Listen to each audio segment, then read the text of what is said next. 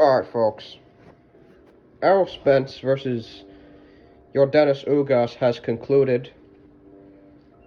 And Errol Spence is now the three-belt unified champion at welterweight, and is one of two champions now at the weight class as, well, in his last three fights, he's been able to dethrone two in the form of Shawn Porter.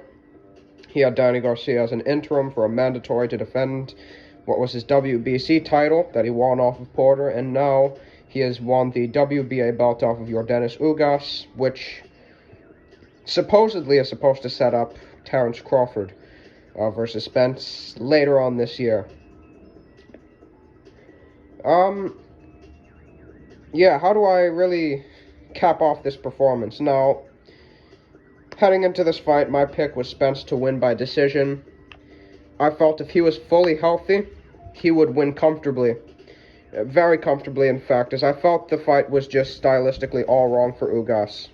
I felt that Ugas would struggle to have any type of significant answer for the difference in versatility between the two. Now, if I could describe Yordenis Ugas as a fighter, he's very, very fundamentally good. He's textbook. Now, I guess you can say he slaps with his punches a bit, but as far as timing his footwork, fighting in rhythm, using his jab and using his punch selection and assortment of punches on the inside, mid-range, and outside, he is excellent. He's one of the best fighters you could say in the world at that, but he lacks the versatility. Meaning if you set the fight at a frenetic pace and you force him to fight a high-volume fight, he's going to struggle. He's going to look like a lost puppy. And that's why even Shawn Porter, who's not really a natural outside boxer, was a lot of the times able to get the better of exchanges by simply outworking Ugas in exchanges and not fighting Ugas in position. Now, Spence's method of executing that was a bit different. Spence's game plan was to get inside, rough Ugas up, beat his ass, work his body, and pretty much stop him with a grit and grind sort of a style. Not really much finesse came into this fight, and he tore him apart. I mean, first couple of rounds were very competitive. Ugas was landing some good shots on Spence. Spence hadn't really gotten all the way inside yet.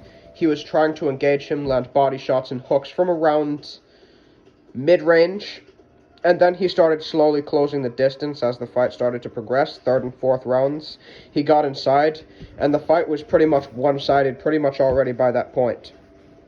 Ugas struggled to defend his body, and the success he was having jabbing to Errol's body was then negated by how low Errol was able to get.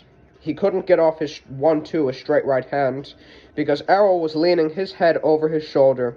He was leaning his head into Ugas's chest, and he kept a low enough center of gravity to where Ugas was having to hook a lot of his shots, slap with a lot of his punches, because he wasn't able to get the torque in his punches necessary to be able to land cleanly on Errol to then keep him off on a routine basis. And it was pretty much one-way traffic from that point forward until the sixth round, in which Yordenis Ugas hit Errol with a couple of big shots, a right hand in the clinch, followed by a left hook, and then a right hand over the top as Spence was turned away. He was visibly wobbled. He fell over against the ropes, and it should have been ruled a knockdown. But ultimately, the referee didn't rule it as such. Ugas had his chance to try and capitalize, fitting in his uppercut, but Errol's uppercut was much more effective in this fight. And Errol, after getting hurt, even though he was still hurt a little bit afterwards, his legs were still a bit wobbly. He came back pretty much like a wounded animal and got inside of Ugas immediately and just started unloading on him. His conditioning, Errol Spence's conditioning, for a guy with his fighting style and a guy of his volume is pretty non-pareil for a fighter in this sport, especially above around 126 and 130. His conditioning is unbelievable.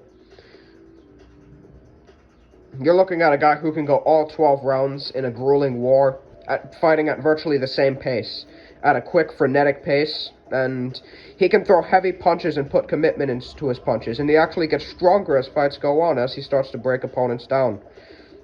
Ugas, after that, seemed to mentally tap out. No, I'm not necessarily saying this to try to demean Ugas, but he did kind of quit after that. After he hurt Spence, and Spence came back, he proceeded to hurt him in the 7th round, and Ugas, being as fatigued as he was really hesitant to throw back. He was getting caught with Errol's overhand left, which was set up sort of with the right hook as a decoy to the body, to break Ugas down, to open his guard up, and to land that left hand over the top, and he just started hurting Ugas and just started pummeling him. And in the 6th or 7th round, he broke Ugas' orbital bone and turned him into Two-Face from Batman. With the fact that Ugas became so hesitant and so gun-shy late in the fight, some people were questioning the legitimacy of the fight, and did Ugas really come to win? And obviously, I'll say that Errol Spence did have his advantages, in this fight, in regards to as an A-side. Certainly, with the knockdown in round 6, which should have been ruled, Ugas threw him against the ropes, and really it should have been ruled a drop, as he fell up against the 2nd rope, which ultimately kept him on his feet. Put it like this: sports is entertainment. The boxers are the main attractions. They're the entertainers. They're the proverbial actors. Not as in they're replicating, what's on the script the way an actor would, but they're the reason you come to these events, or you watch these events. You see Denzel is starring in a certain movie. Damn, I'm gonna go watch that. Same with Errol is fighting tomorrow. Shit, I'm gonna go watch that. But if we're to draw a parallel between sports and a film, the referees, the judges, the umpires, they're the editors. They're there to take out little scenes that don't really belong.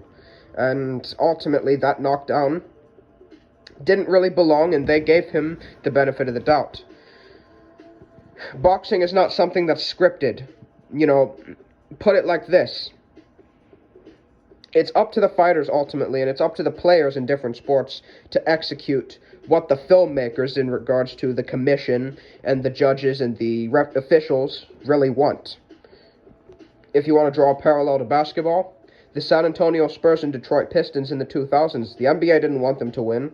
David Stern wanted the Lakers to win every single year, but they managed to overcome and persevere through it with great execution.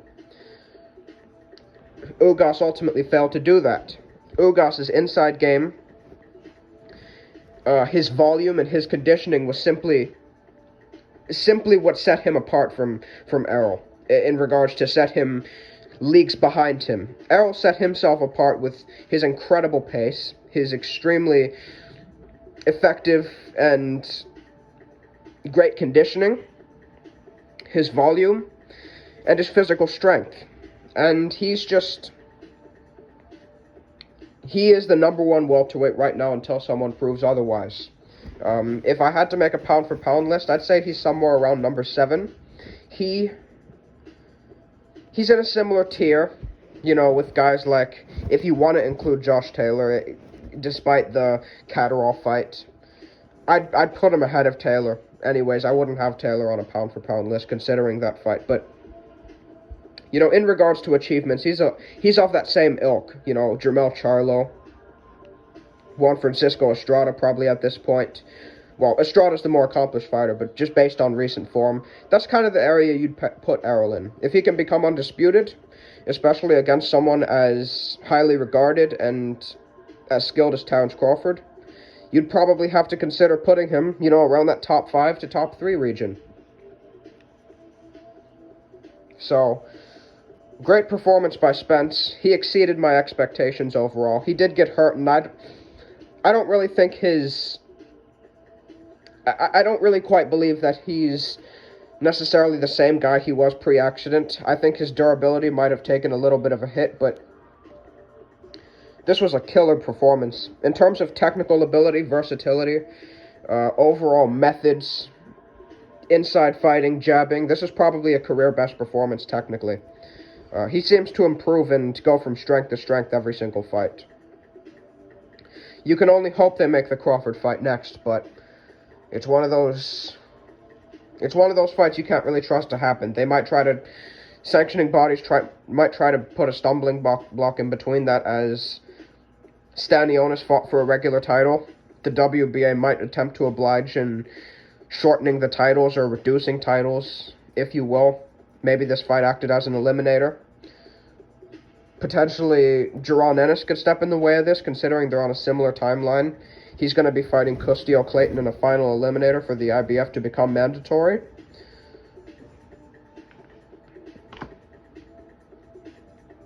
So, we'll see. Maybe Cody Crowley steps in if Crawford wants to make a PBC debut. They might try to fight on the same timeline and then get it on early next year. You can only hope they fight next, but you never know. But congratulations to Errol Spence. I'd say that's probably the best performance of his career. Not the best opponent he's fought, but in regards to his form, I'd say that's his career best performance. Over the Porter fight, over the Brook fight, over the Danny fight. And congratulations. Undercard was, it was okay. Butayev Stanionis was pretty good. Crowley versus Lopez, good little stepping stone for Cody Crowley coming off of that victory over Armadillo. Kudratio Abdukakarov, that is. You had Isaac Cruz, finally someone not underperforming against Gumball Gamboa. And, Jose Valenzuela decimated Francisco Vargas. Time for Vargas to retire. So, yeah, I'll probably be back with more. Maybe next week with Fury versus White, or one of those fights, or something like that. Pretty decent weekend of fights.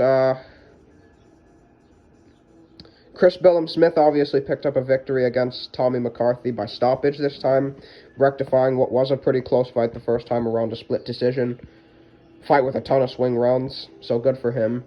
And, yeah. Peace.